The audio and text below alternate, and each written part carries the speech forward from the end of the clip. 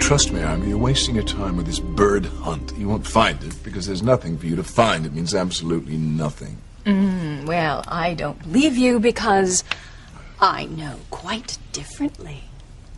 And just how is that, dear one? Did a little bird tell you? Oh, laugh all you like, Julian, because you won't be laughing when I find that bird statue. I paid a little visit to your Dr. Russell today. You should have been there, Julian. All I did was mention the word bird, and Eve sent the bowl she was holding crashing to the floor.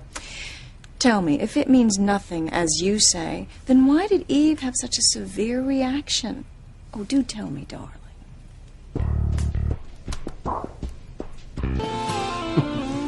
You're obsessing about something that doesn't exist. Next thing I know, you'll be joining one of those UFO clubs. Oh, no. Don't try to make this about me, Julian. I know I'm on to something. It's obvious I've hit a nerve with both you and Dr. Russell. I'll play along with you. Let's say, for the sake of argument, of course, that you're right, that there's some bird statue that somehow possesses the information that would give you power over me and Dr. Russell.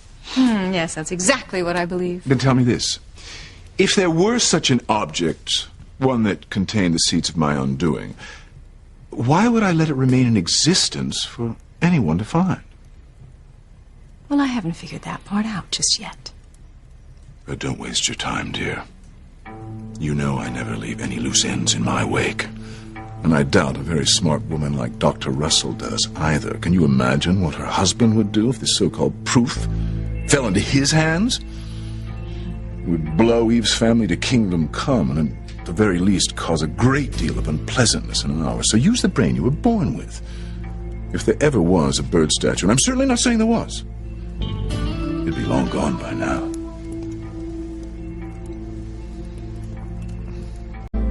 Julian, it's Sheridan. Is Ethan home? Oh, I'm afraid you've missed him. He's gone to the cabin for the weekend. Oh.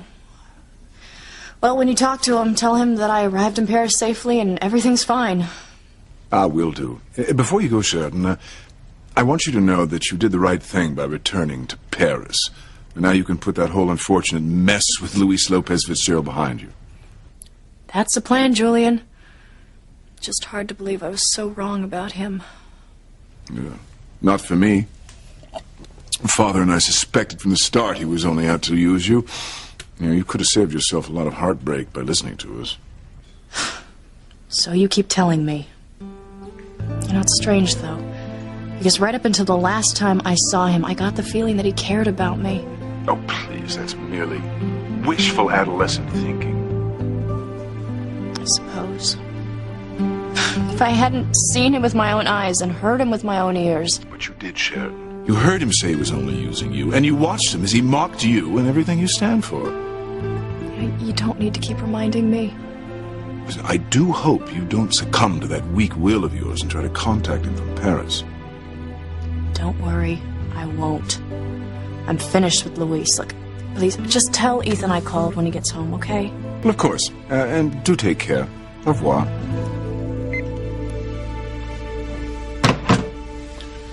Poor Sheridan. She has no idea. It wasn't Luis she overheard, but an imposter hired by you and Alistair. If you know what's good for both of you, she never will. Oh, don't worry, Julian. Your cruel little secret is safe with me.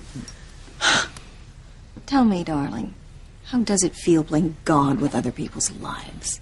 Actually, quite marvelous. You should get down off your high and mighty horse one day and try it. Father and I were merely doing what had to be done. Even if it meant breaking your own sister's heart? Absolutely. It's a small price to pay to protect the family name.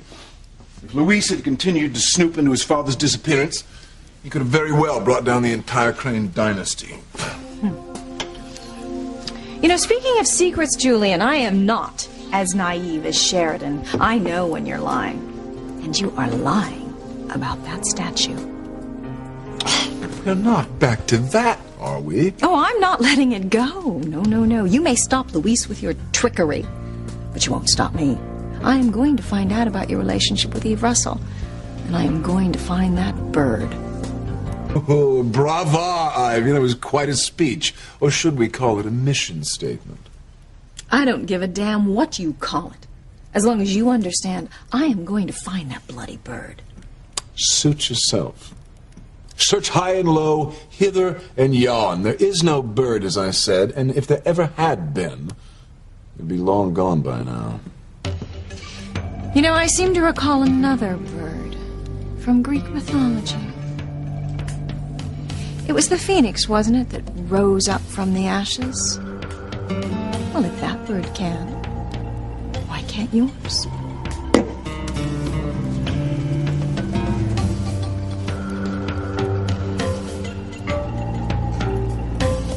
Thank God Eve destroyed that damnable